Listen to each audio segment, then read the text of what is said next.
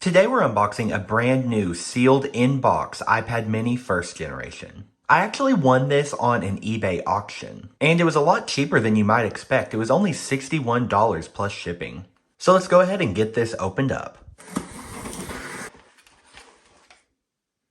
So this box appears to be somewhat scratched up and worn, but that's actually a good sign. And I say that's a good sign because usually when these new in-box Apple devices have some wear to them, then it's a much stronger sign that they're authentic. There's a pretty good amount of fake sealed Apple devices out there, and thankfully this one looks very authentic. And I'm not the type of collector to have a sealed product sitting on my shelf, so let's go ahead and get this opened up.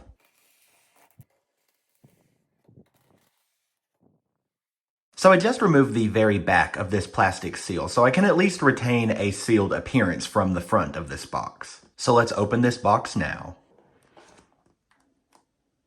And here the iPad is. It thankfully looks like the battery has not bloated. That's one of the things I was worried about with this being in a box for like 13 years. I do see some wear on this plastic package, just I assume from the box kind of rubbing against this over the years. So let's use this pull tab to lift up the device.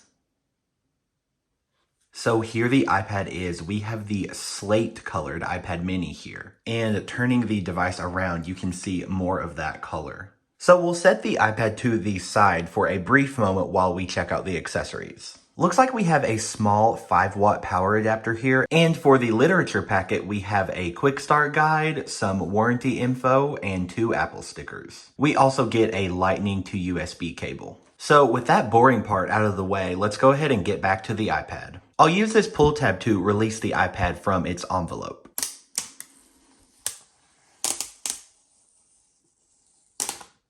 And now we can pull the device out.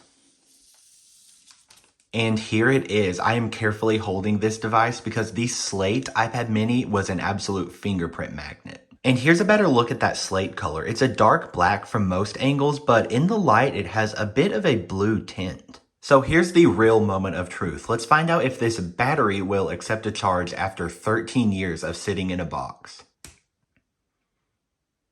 Okay, I got the Apple logo for a second and got scared, but then the charging screen showed up, which is actually a good sign. Sometimes old devices with deeply discharged batteries will go into a cycle of boot looping where the battery never accepts a charge. But thankfully this iPad is showing good signs of life, so we'll go ahead and leave it to charge now. Okay, well it's quite a while later now and I have the iPad mini fully charged up here. I had this device connected to a 12-watt power adapter and it actually powered on within 10 minutes of plugging it in. It took about 2 hours of charging for this iPad to reach 100%, and I did let it go a few hours past that as well just to be on the safe side. And of course we're running iOS 6 here, so let's go ahead and slide to set up.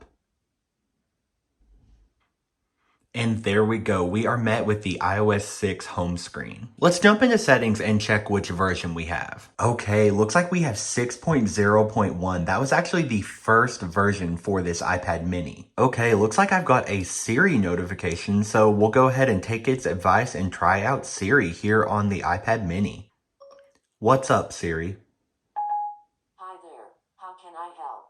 Okay, well, it looks like Siri is working on iOS 6. That's great to see. So let's talk about what the first generation iPad mini was. This was Apple's first iPad to be offered with a display size smaller than 9.7 inches. It was announced in October 2012 and began shipping in November 2012. It has a 7.9-inch display with a resolution of 1024 by 768. And if that resolution sounds familiar, it's actually the same resolution as the iPad 2. And because this iPad mini had the same display resolution as the iPad 2, it meant that all of these same apps and software could run on it. So although the iPad mini did have a higher pixel density than the iPad 2 here, it was definitely still not Retina quality. And the display, unfortunately, was one of the biggest complaints about this iPad. We would end up getting a Retina display with the iPad mini 2 in fall 2013. But that model raised the price. This first generation iPad mini was priced at only $329, while the Retina model the following year increased to $399. The iPad mini launched alongside the full-size 4th generation iPad.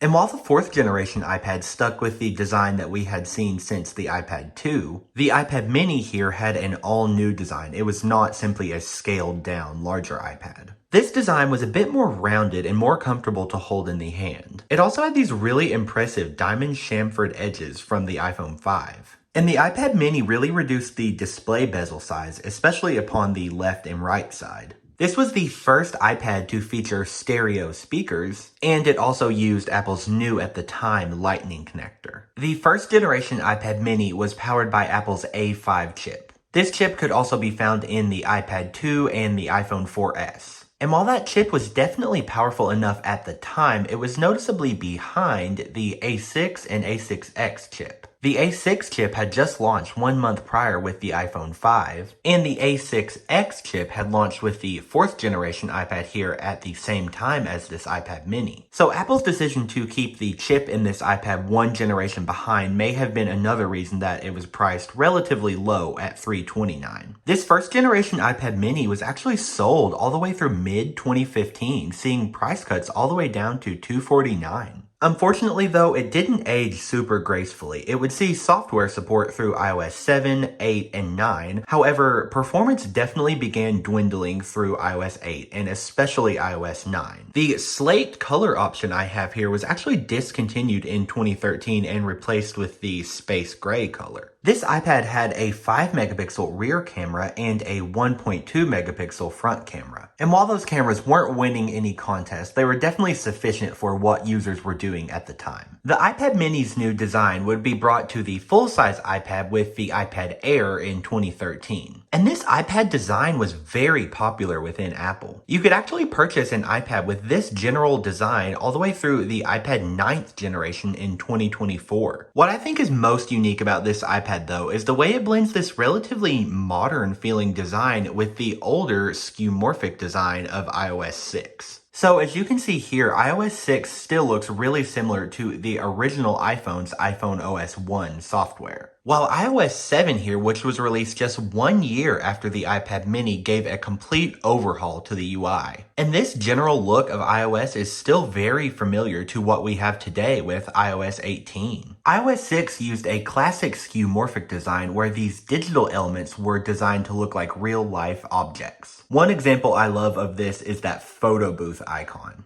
I also love how this notification center has a background design that looks like linen. And this calendar kind of has like leather trimming details, and you can flip through pages like an actual calendar. And of course, that is in stark contrast with iOS 7 and all future versions of iOS. This clock application was actually new for iPad users on iOS 6, as was this Maps application. Unfortunately, Maps no longer works on iOS 6, but this was the first version where Apple ditched Google Maps, and they switched to their own in-house designed maps. Apple Maps got off to a bit of a rocky start. There were a lot of user complaints. Thankfully, Apple Maps has improved very much over the years, but it was quite the controversy back in 2012. iOS 6 also removed the built-in YouTube application. Multitasking was a bit of a pain point on iOS 6. It used this older design, and this design just had many flaws. For one, it did not give you a preview of your application window, and also closing applications was slow and tedious. You would have to hold down on the applications until they began to wiggle, and then use these small red minus buttons to close them.